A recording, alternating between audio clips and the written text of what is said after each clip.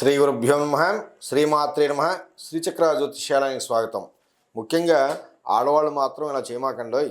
ఎందుకంటే మీరు ఇలా చేయడం వల్ల మీ ఇంట్లో లక్ష్మీదేవి చెప్పా పెట్టకుండా వెళ్ళిపోయేటటువంటి అవకాశం ఉంది. ఎందుకో తెలుసా?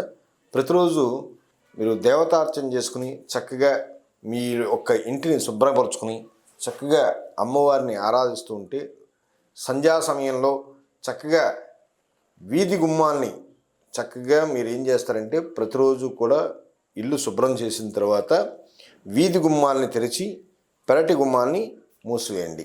ఇలా చేయడం వల్ల లక్ష్మీదేవి మీ ఇంటికి వచ్చేటటువంటి అవకాశం ఉంది. కొంతమంది దేవతా విగ్రహాలని విసిరి కొట్టడం, అలాగే ఎక్కడ పడితే అక్కడ డబ్బులు పడేస్తూ ఉండడం, బంగారాలను పడేస్తూ ఉండడం, వెండి ఆభరణాలు అవి ఇవి ఎక్కడ పడితే అక్కడ పడేస్తూ ఉండడం, ఇలాంటివి చేస్తూ ఉంటారు.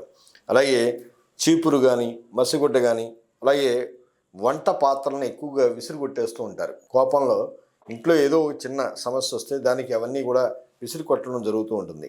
అలా విసిరి కొడుతూ నట్టింట్లో కూర్చుని ఏడుస్తూ ఉండడం, అలాగే ఎప్పుడు పడితే అప్పుడు కురులు దువ్వుకోవడం అనేది చేయకూడదు. ఇలా చేయడం వల్ల లక్ష్మీదేవి మీ ఇంటికి జ్యేష్ఠాలక్ష్మీదేవి రావడానికి సిద్ధంగా ఉంటుంది. అంటే మీరు చేసేటటువంటి ఎప్పుడు మీరు ఇలాంటి పనులు చేస్తారా, నేను ఎప్పుడు వాళ్ళ ఇంటికి, అది జ్యేష్ఠాలక్ష్మికి ఆహ్వానం అనమాట.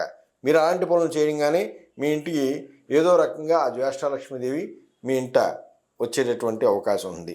చక్కగా సంధ్యా సమయంలో, సాయంకాల సమయంలో వీధి గుమ్మాలు మూసి ప్రధాన గుమ్మాలని తెరవడం, అలాగే ప్రాతకాలంలో అంటే తెల్లవారుజామున పెరటి గుమ్మాలు తెరిచిన తర్వాత వీధి గుమ్మాలు తెరవాలి. ఎందుకంటే మన ఇంట్లో ఉన్నటువంటి అలక్ష్మి అంతా కూడా వెనకకుండా వెళ్ళిపోవాలి, లక్ష్మీదేవి ముందుగా రావాలి. అందుకని ఈ విధంగా చేయండి. తప్పకుండా మీ ఇంట్లో లక్ష్మీదేవి స్థిరంగా నిలబడి మీకు అన్ని విధాలా కూడా మంచి జరుగుతుంది. శుభం భూయాత్.